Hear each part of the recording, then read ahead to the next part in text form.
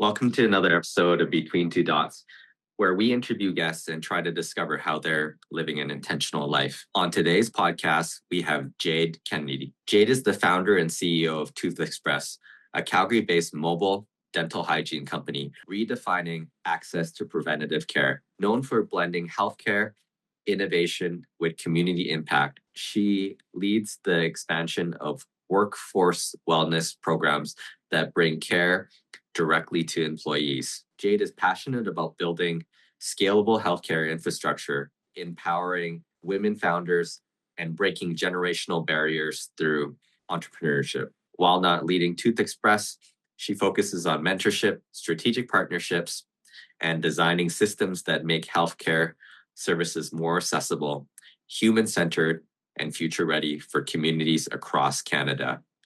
This was a great opportunity to interview Jade as a young female entrepreneur and understand what it really took to build her company. Please join me in welcoming Jade to the podcast. Hi, Jade. Hey, how are you? Not too bad. Thanks for taking the time to join us on the podcast. Where are you taking the call from today? Yeah, I'm super excited. I'm taking it from my home office. Amazing. And maybe that's a great segue. Has Calgary always been home, or where does your story start? Yeah, I was born and raised Calgary. Toronto took a piece of my heart for about 5 to 6 years before coming back to Calgary. Okay. And so you're born here. Which part of town did you grow up in then? I moved all over. I've lived in the southeast, northeast, northwest, everywhere. Amazing. I have lived in three of the four quadrants, so haven't hit up the southeast yet, but have been in the northeast, northwest, and now southwest. So I might be biased, but the northeast is my favorite. That's where I live now. I find you yeah, can get the best food and it's a good environment. yeah, everything seems to be closer there, and it is like pretty diverse as it relates to like the different types of food and everything like that. Um, no, that's awesome. And maybe growing up, did you have any siblings? Yeah, I didn't have a sibling until I was 13, and then I had a surprise sibling. Okay. Yeah, I was in the hospital room when she was born, actually, and it was just my mom and I. Okay. Yeah, that's awesome. And then what does she do now? My sister? Yeah. Well, I'm actually only 26, so she's 13. She's just going to junior high, going through the motions. Yeah. Yeah. That's awesome. And then so it seemed like you kind of moved around the city a little bit, and then you mentioned you went to Toronto. So uh what was going on there? Like what led you to all those different places? Yeah, so I actually moved to Toronto about 6 days after graduating high school, and I just wanted something new. I packed up my suitcase and I literally moved to Toronto where I rented out a den. I had an air mattress on the floor, and to be honest, I thought that was the best time of my life. Like, that was the first time leaving the city, and it was not too long after moving that I realized how expensive Toronto was. I definitely didn't do a budget or anything like that regarding the cost of living in Toronto, but I still had a great time. Awesome. And were were you a good student going through school? I was pretty good. I actually didn't go to school the first time around going to Toronto. I worked at a smokes poutineery, and then I moved back shortly after to do dental assisting, and that led me to apply for hygiene school, which actually brought me back to Toronto. Got it. And how long is that program then? It's 4 years. The program that I went to is just under 3 years condensed. Got it. And out of all the places that you kind of go in Canada, is it a pretty highly regarded program out in Toronto then? Yeah, I would say so. It's definitely a program that you want to take if you have dental experience in your back pocket because it is very accelerated. So if you're going in without any knowledge, it can be a lot more challenging. And then what led you to explore dental as a career? Yeah, so my mom, she was actually growing up, she was a single mom and she worked in dental as a dental office manager. So any PA day, any day that I had to come in, she would have me set up an operatory with the TV on. So I kind of grew up in a dental office. Yeah. No, that's interesting. And then um was it something that you immediately gravitated towards, or is just like how did that go about? Over, I had no idea, like, until 2 years after high school. I always am a strong supporter of when people say that they want to take a year off high school because I really didn't know until 2 years after. And then my mom was like, try dental assisting. You might like it. And I did. I loved it. I loved being in the healthcare side of things, and I was really good at it. But it wasn't right away that I knew I would be in dental. Got it. And growing up, as you mentioned, your mom being a single mom, like what lessons were kind of imbued on you along the way as a result of that? Yeah, you know what? Growing up with a single mom, primarily, it was challenging in its own way because my mom did have to work 2 to 3 jobs to survive and get food on the table. There was a lot of challenges that came with just being a independent, single kid as well, trying to navigate that. Like sometimes it did feel lonely in the sense that she was at work often and things didn't come as easy as I felt what else was surrounded me. So it was definitely interesting, but a lot came out of that. Like one of the lessons that came out of that was that growth always feels uncomfortable and you can learn a lot by the challenges that you're faced with. Yeah, it's probably a lot of great skills that you apply every day as it relates to being an entrepreneur, right? Because you have to be independent, you have to problem solve, you have to be resourceful. Well, exactly. And circumstances don't define your ceiling, and it teaches you resilience very quickly to be put in different circumstances. So I don't regret any of the way that I grew up. It just made me a lot more tough and resilient. Yeah. So you're in Toronto. I guess you've kind of been back and forth, and then you're just completing your schooling there. Where does your story go from there? So I was in Toronto 4 years ago, and my company, for anyone that doesn't know, it's a company called Tooth Express, and we bring mobile dental hygiene appointments directly to your workplace, your school, where you live. And the reason that I created this company was because when I was in school in Toronto, I was working, in the evenings, I was going to school during the day, and I had a pressing desire to take care of my health, but I didn't have the time to do so. So that's really what was a huge catalyst for me to start this company, to bring convenience and accessibility to people. Well, that's great. And then so how did you go about it? So were you still in Toronto, or did you come back to Calgary and then kick things off? Okay, so I'll tell you the story that really kicked it off. So I had this business plan, created it. I took a few months off, didn't think anything of it.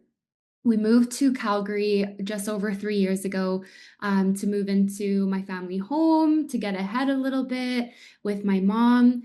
And the next morning, the house completely burns down. Oh man. Yeah. So that was a huge catalyst because when you lose your material items, you really realize quickly that it's not what you're wearing that makes you feel good inside. It's actually what you have going on inside.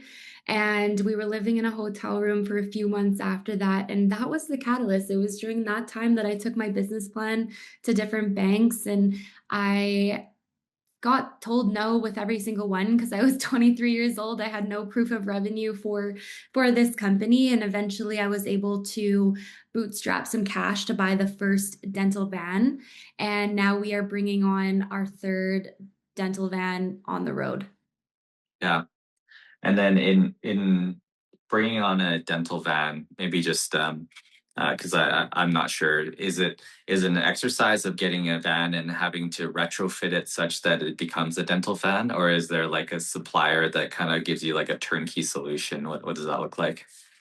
Yeah, so you kind of have to outfit it and blueprint it, find what works. The first van that we had, it was very old, run down. It did its job, but I sold that van for parts. And now with this second van, we outfitted it the same way in the third van as well. So now we have someone that we do work with exclusively to get vans on the road. And stay tuned for the turnkey operation because that might be something that we start to look at as well. Because a lot of practitioners are wanting to implement a different way to practice, but maybe it's not a storefront and they want to see what solutions are available. Yeah. Is there anyone that's doing this in your space, like whether that's in Calgary or across Canada, North America, that sort of thing? Yeah, so there's 12 vans in North America currently. And, it's funny because three of those vans are in Calgary and surrounding areas. So I'm one of the three vans here. Got it. And then um, so it's in terms of like go to market, like what does that look like? So you have this van. Who are your customers, and how are you getting them and growing the business as a result? That's a lovely question. A little bit of a backstory of what target demographic we did start with, and we have pivoted since. The first 6 months, I actually spent a lot of time doing presentations to senior homes and that demographic because instantly people do connect the dots, mobile healthcare for the seniors. And I did spend time trying to educate the seniors, but they come from a generation of loyalty and relationships. So, more often than not, if they're able to get to a dental clinic that they've been going to for 10, 20, 30 years, they are going to go to that clinic. So, the biggest sector of people that we serve is workplaces, families and individuals, community, schools, and residential condominiums. So we actually have a program in the city where we're able to bring free dental cleanings to families experiencing poverty, and that's through our community sector. Got it. No, that makes a lot of sense. And in regards to, I guess the regulatory framework, how does that work? Are you guys I kind of like overseen in the same way as um, other dental hygienists, or how does that work? Yeah, so we are completely inspected by our college board, Alberta Dental College of Dental Hygienists, and then AHS as well. So it's quite a strenuous progress process to get on the road and get fully inspected. Obviously, because you are in people's mouths and it is a regulated industry, you can't just pop someone in the back of your van and tell them to open up. Yeah, totally. And I think you and I had talked about this, but dental is such an interesting sector, and just like in terms of like the regularity and the modality that people undergo their dental care, I feel like the relationship is really strong with the dental hygienist as opposed to the dentist in a lot of cases, right? Yeah, I would agree with you because more cases than not, your dentist is coming in maybe once or twice a year for a really quick checkup, but your dental hygienist is who you're building your relationship with. They're checking, your gums, your bone level, they're doing the education, they know your kids and your family and stuff like that. Like I will say that dentists do a good job of building the relationships as well, like a good dentist, but who you're seeing for your dental cleanings is a lot longer than the quick checkup here and there. Yeah, 100%. And yeah, no, congratulations on all the things, because I know that it's not easy building a business, whether it's like in your professional career or some personal anecdote. What has been some challenges that have come up that have resulted in maybe like a learning or something positive coming out of that? Yeah, there's lots. Let's date back to the first van purchase that I bought. So I bought that van pretty much on the spot. This van in particular was an already quote unquote outfitted van from Ontario. And I purchased it with a lot of rose tinted glasses on, and I brought it back and I found out quite quickly that the inspection records were falsified. So there was a hole in the engine tank. The regulations are very different in Ontario than Alberta. So in Ontario, you don't need hot and cold running water. You don't need a clinical wall between the driving area and the clinical space. So I brought it to Alberta, where Alberta is one of the more strict provinces, and realized really quickly to pass inspection that I had to put a lot more money into it than I expected. So just, it's really exciting to move fast, but also taking the time to think through my steps. Like you don't want to move too slow because then you can miss opportunities. But if you move too fast without thinking them out, then that can lead to more money and mistakes. But one of my greatest mentors said to me, he's like, you're gonna make mistakes. You just hope that they're not $100,000 mistakes, but you're going to make mistakes. So Yeah. What where does the where does the entrepreneurial inspiration come from? Like, did you look up to certain people? Was there any, exposure to that in the extended family or close friends? you know what? There wasn't. My mom now owns a dog grooming salon and she's an entrepreneur herself, but she wasn't one growing up. And I think that I just became a very resourceful person. And if I want something, I'm going to do anything that it takes to get it, whether that's learning how to get it by listening to YouTube, podcasts, mentors, coaches. I just had this desire, and it started with going to hygiene school and then creating this business plan and then bringing the first van on the road and so on to make an impact and do something that no one is doing in this space. And it was just fueled by my own drive, and now I have so many people that I look up to in the business world that no matter what, I can go and ask a question where I didn't have that before. Yeah. Yeah, that makes a lot of sense. I mean, it's sometimes lonely as an entrepreneur as well, and you really need that cohort of peers to be able to lean on. How have you gone about kind of developing that network in the community?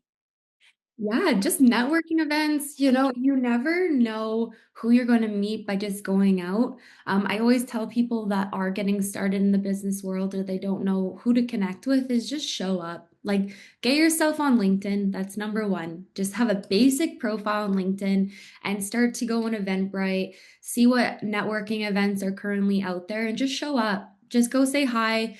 Go with wanting to learn more about other people than you yourself selling something, because I build my most business by just going for coffee with business owners, CEOs, advisors, than I do with going to a networking event and just trying to sell my service. It never works out that great. Yeah, no, I think that's great advice. It's just very prudent, and it comes from experience, I guess. Uh, I imagine that are you would you consider yourself like a naturally like introverted or extroverted person? Okay, so everyone that meets me probably thinks I'm extremely extroverted because I can go into a room and work it pretty well and smile and wave and make conversation, but I do require a lot of time independently to recharge. Building a business is exhausting in a lot of ways, and one of the ways that it is also exhausting for myself is the social level of what it takes to connect, because you you are constantly out there sharing who you are and meeting other people, and yeah, it takes a lot of brain power to do so and to do it in a way that with integrity. 100%. Yeah, I feel like I'm kind of similar in the sense that, you know, I can certainly handle myself in a social situation, but you do need that downtime in between to kind of recharge and everything like that. So, Oh gosh, totally. And it's such an interesting part where we're at in Tooth Express right now, because now I have a team of over seven and things are operating in a way where I don't need to have constant control. So I'm able to step back and do more networking and getting out there. But when it was just a team of one or a team of two, it was like taking care of the business and then also networking. It was a lot more to handle. yeah. And how have you found that? Inevitably, I feel like in this day and age, and just generally speaking, people connect with people and people buy from people. So as a result, sometimes as the leader of an organization, you are the de facto face of the company. Um, like how's that been for you? I diverted from that very soon after hiring our first team member. I realized very soon on that I didn't want to be the face of the company. I don't want people to book Tooth Express because they are expecting Jade to be the dental hygienist or Jade is the brand. I'm wanting to build a company that is able to scale independently from who I am. Yeah. And then I guess like what are some of the things that you're doing in order to um I guess promote the company and the name as opposed to yourself, right? Get yourself a good branding, marketing strategy lead who can really advertise your company in a way that it's its own brand. Like CEO Jade is separate from Tooth Express Jade, is separate from Wife Jade, and etc. So really sectoring the role that you play in your company. For the first 8 months of opening Tooth Express, I did wrap it around my personality in the sense where I felt like I was Tooth Express and Tooth Express was myself. And when I started to realize that I could step away from that and the brand could live on without me, that's when I really got some freedom and it started to take off and scale. Yeah. What advice would you give yourself, knowing what you know now, like perhaps to you when you're just finishing your program and then you have this business plan in your midst? Like what would you tell that younger Jade? Younger Jade, yeah. Discipline is going to matter a lot more than consistency, and that your starting point does not determine your trajectory. I think for so long I thought that because of how I grew up or the resources that I had, I wouldn't be able to create something that could make a really large impact. And it couldn't be further from the truth because I think that the more that you lean into your story and who you are and what you want to create, the more people will be able to resonate with it.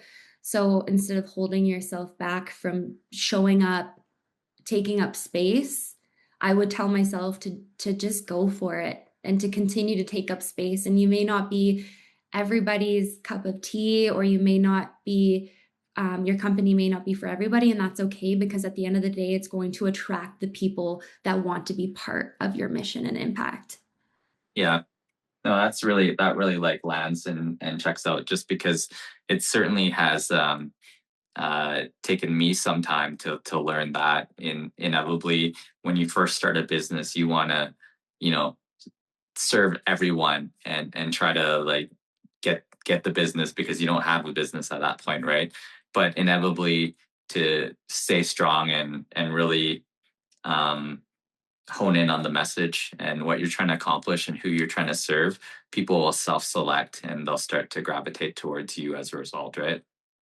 Oh yeah, 100%. Like we have I actually have it right here. Like this is what we call our Bible. It's our Tooth Express brand guide, and it has our mission statement, our values, who we are as a company and who we serve, and everyone that joins our team, like they're given this brand guide and this is what we follow because we are going to be who we are as a company, and like you said, it's going to attract the right people that want to be part of it. And it's okay that it's not for everybody, but when you first start out it is quite vulnerable, because you want everybody to want it and you don't quite know who your audience is. Like I mentioned, I targeted seniors for a long time, and then I started targeting workplaces, and it's the busy everyday person that we really relate to. Yeah, 100%. And then so inevitably you'll kind of show up on site and then you'll just kind of schedule appointments back to back with people that are in that particular workspace. Is that kind of the process? Yeah, essentially. So a company will bring us on, whether that's an HR coordinator or for smaller companies, it's the owner. We typically target companies anywhere from 50 plus, or sweet spot is 500 plus employees because they typically have the resources set aside for workplace wellness and initiatives. And we will schedule a specific day, send a QR code, and then your team can actually scan the QR code and select the time, and we arrive on that day to take care of them. So it's a really seamless experience. And I'm actually starting to get more into the tech space. I can't talk too much about it, but I am really excited because I am working on some health tech on the side to be able to streamline this even more. And if anybody in the tech space knows, they know the money and the everything is in tech right now. So if we can make something that allows us to streamline this more and across North America, then yeah. Yeah, amazing. This episode is brought to you by Bloom Benefits Group.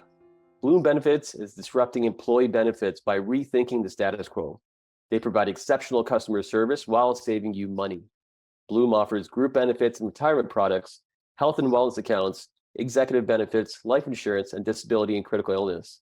Available to companies across Canada, Bloom helps clients save money without interrupting current plans. Check them out at bluebenefits.ca. Young professionals, families, and entrepreneurs. What makes Zelos Investment Counsel different? Our independence, client focus, and access.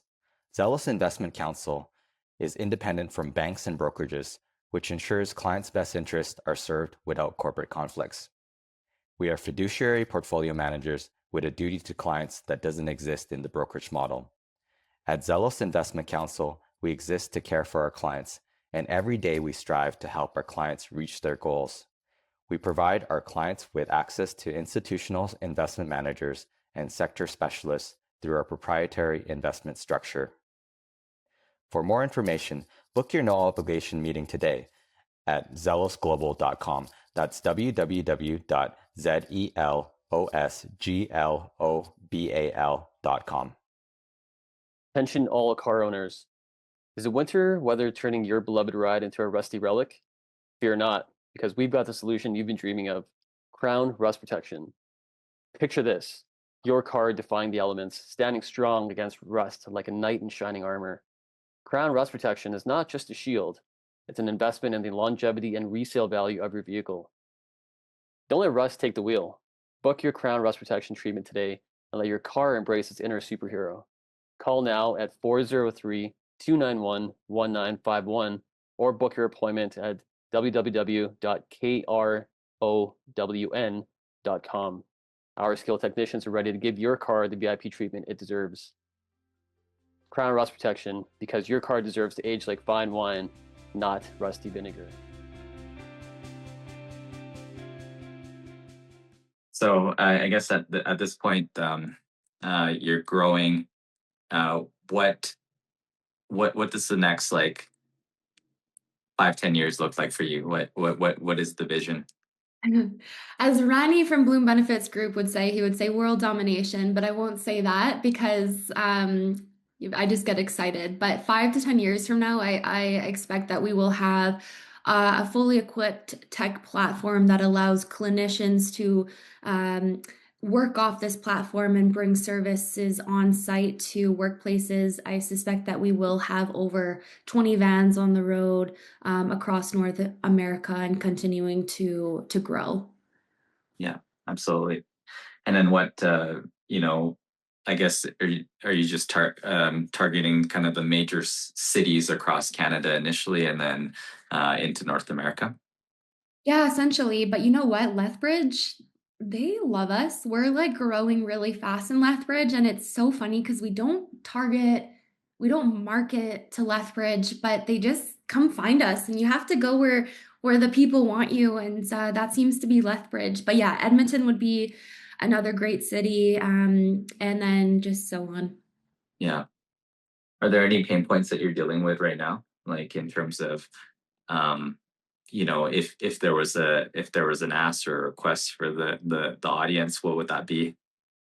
Yeah, the biggest bottleneck right now, I would say is schedule optimization because currently the dental softwares that are available, they are only equipped for storefronts. They're not equipped for mobile businesses like myself. So the biggest bottleneck is that, someone from the Northeast can schedule and then someone from the Southeast can schedule. And there are minor tweaks in what can make this more optimized, but that would be our greatest bottleneck right now. Yeah. And the biggest ask. What kind of question? What do you mean? Oh, I don't know what that is. Like, as an example, if you have like a position that you're looking to fill, if you Oh, are trying to get connected with a certain type of individual. yeah. Okay, two. I have two for the audience.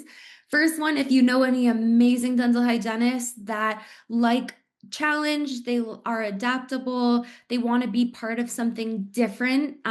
Maybe they're tired of clocking into a dental office 9 to 5 and being super repetitive. Have them send their resume to info@toothexpress.ca because we are bringing our second van on the road and we are looking to expand our team continuously. And the second ask is if you are an HR leader or you own a company or you're part of a company that wants to enhance its workplace wellness program, or even if they haven't even thought about enhancing their workplace wellness program, reach out to us and see how we can streamline that for you. Yeah. No, amazing. And just so everyone knows, like effectively, your services as provided would be just as eligible for any type of like insurance or benefits program, that sort of thing, right? Yeah, we direct bill to insurance and we follow the Alberta fee guide with no mobile fees or additional costs. Okay, that's awesome. Um, what has surprised you the most out of this journey? Aw. How many people are really going through the same struggles? We all feel like the main character in our own journey sometimes, and when you sit back and you talk to other entrepreneurs, you realize that we're often all going through very similar struggles and obstacles, and whether it be imposter syndrome or the mental health side of things, because as we spoke about briefly, entrepreneurship can be very lonely, and there's a lot of unknown, and getting comfortable with the unknown can be quite strenuous. So that would be one of the biggest surprises, is how much of us are really going through the same struggles and how connected we really are. Yeah. And it's a lot as it relates to running the business and life, just generally speaking. What do you do to kind of keep grounded and centered and show up as your best self? Yeah, you know what?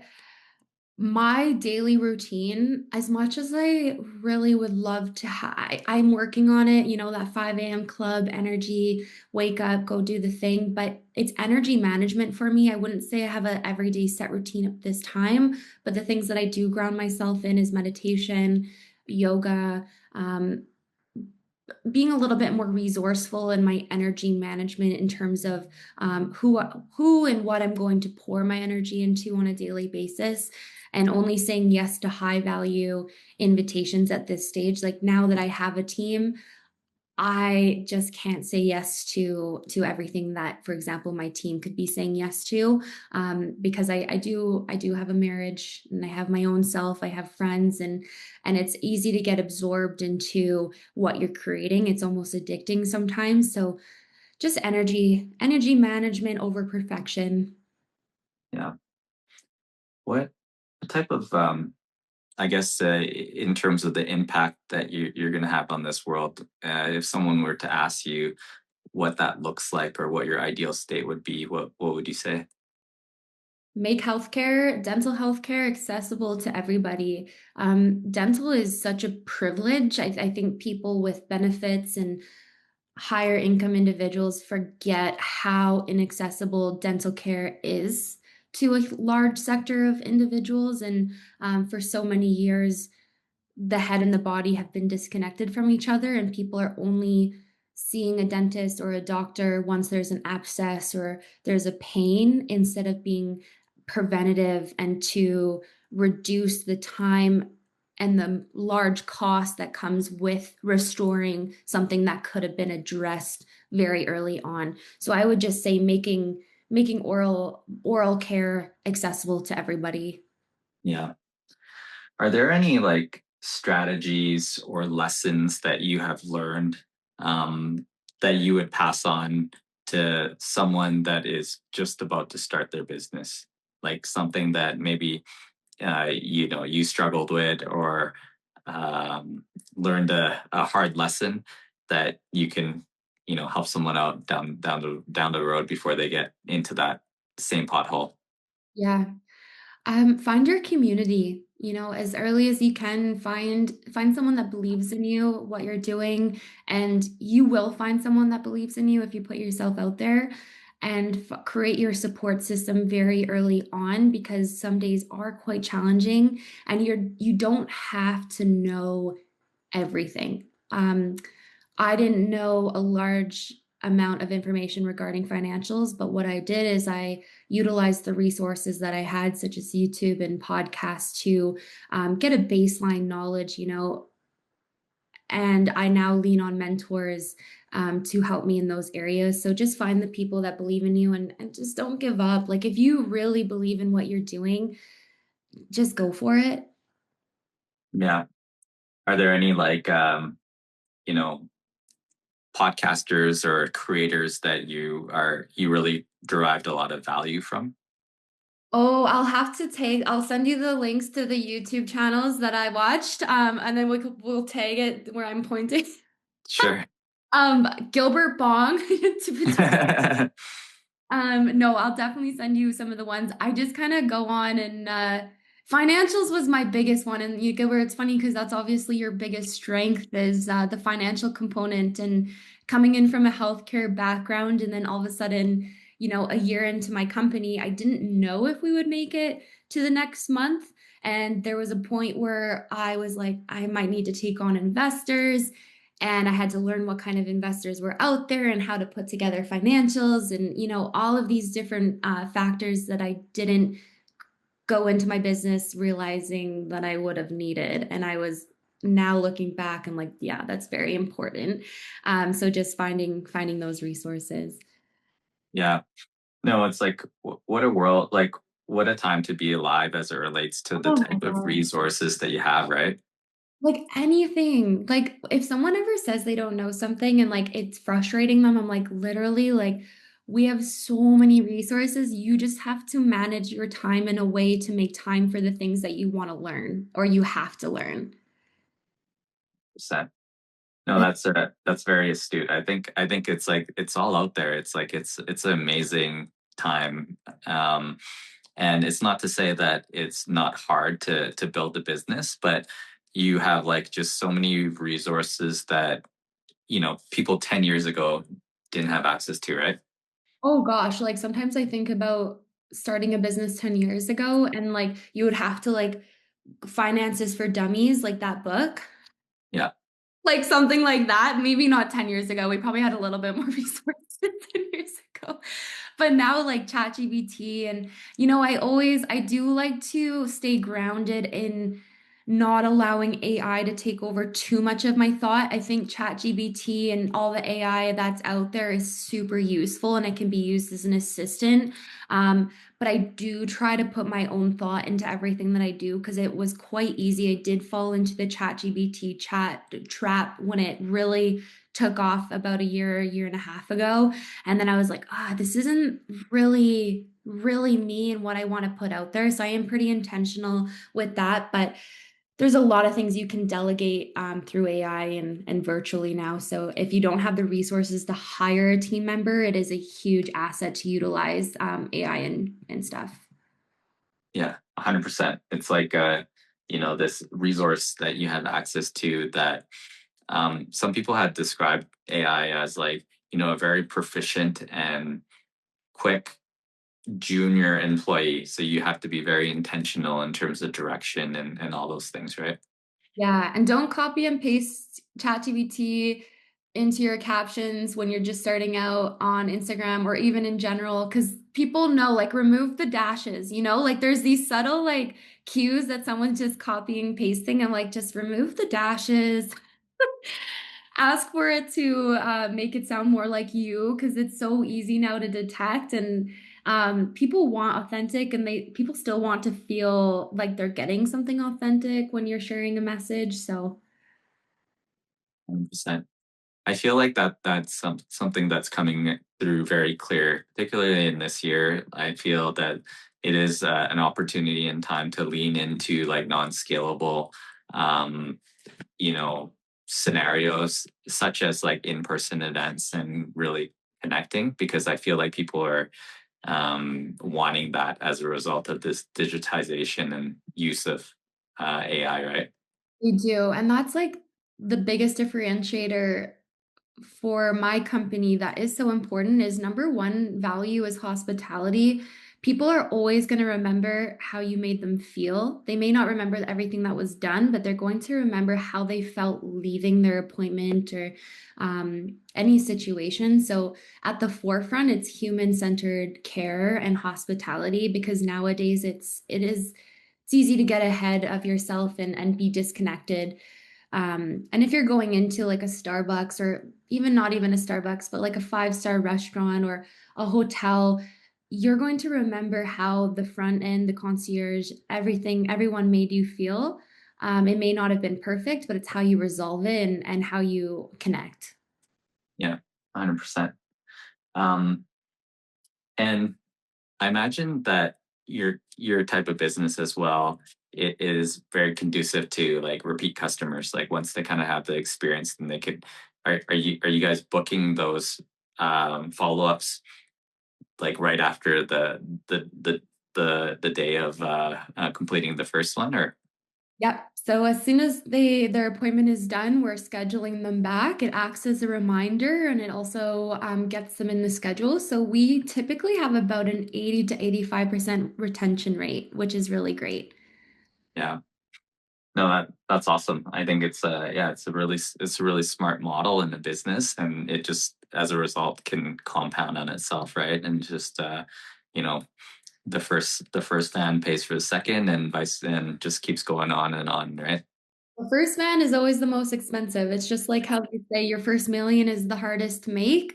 The first van is the most expensive because the second van, it goes in the same warehouse. It has the same sterilization clinic. It has the same staff other than the clinical staff. So if you can get past that first van, first hump, first million, the rest to come is easy as long as you have systems and structure.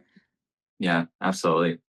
No, that's great. It seems like, you've done the work, you've done the research, you've kind of sought the knowledge that you needed if you didn't possess it already, right? So that's congrats. I mean, kind of doing the hard work, right? Thank you. Yeah, it's I'm a type if they say type A, type B, but I'm a type B kind of person to my core. So learning to embody some well-respected type A traits coming into owning a business has been one of my greatest obstacles, because organization, time management, the way that you present yourself in certain situations and scenarios, it all matters. And being, let's say, my type A, type B personality is very helpful as well, because at the end of the day, I'm a strong believer that anything that's meant to be will be. And you can put in all your hard work, but you just have to believe in what you're doing, and that can be enough sometimes. Yeah, 100%.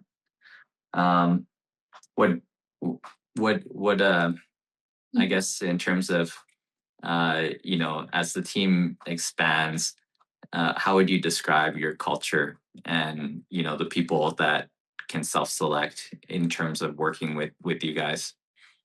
Yeah. So number two of our values is an awesome workplace culture.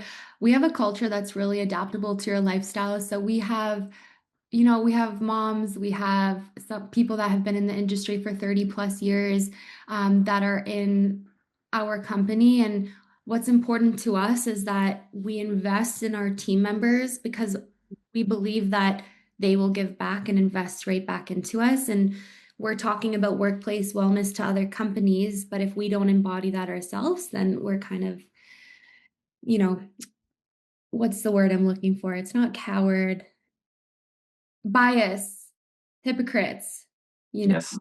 And the way that the world is going right now, like balance is so key. And it's so important to recognize that work can be done at a pace that isn't so 9 to 5 clock in.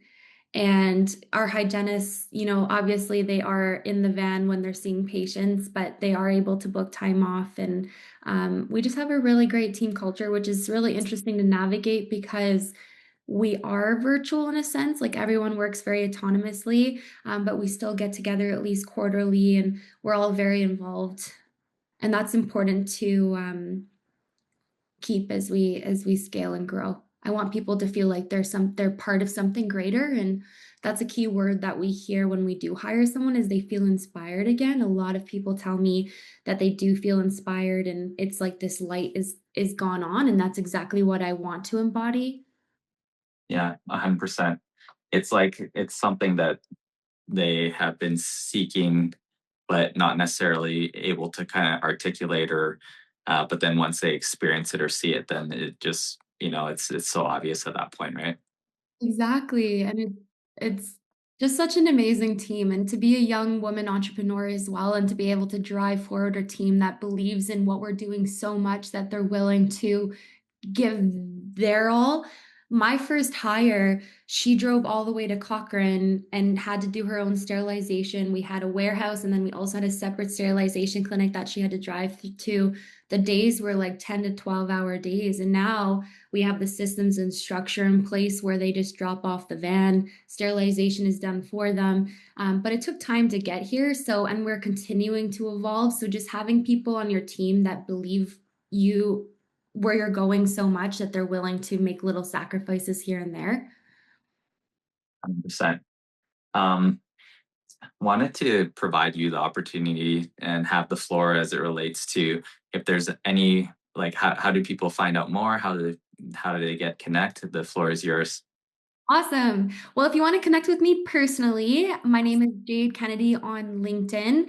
If you're a business owner or you're someone that's wanting to start a business or just ask questions, I'm more than happy to sit down, have conversations. If you are someone that has teeth and wants to get their teeth cleaned, we can service you at your workplace, your house, your school. Just reach us at toothexpress.ca. You can find out all information there, and it would be a pleasure to have you on board and to experience what Tooth Express is. That's awesome. Thank you so much for taking the time. I certainly learned a number of things, and it was so great to hear your story and, just how you've kind of built something pretty remarkable. And it's also exciting just to see where it's going to go. Thank you so much, Gilbert. And it's so fun to be on podcasts because looking back in 5 years, I'll be like, I remember when I was on Between Two Dots, and I'll be in such a different place as well. So to be on this and have tangible things to look back on is really cool. So thank you as well. Yeah, absolutely. I've heard someone describe it as a little bit of almost like a time capsule, right? So Oh my gosh, yeah, totally. Like I'll definitely look back and be like, I was such a baby. Amazing. Well, congrats on all the things, and thank you again. Thanks so much. Thank you again for joining us for another episode of Between Two Dots by Intention Media. This podcast is co-hosted by myself, Gilbert Bong, and Hafiz Mita. If you enjoyed this podcast, please rate and review wherever you listen.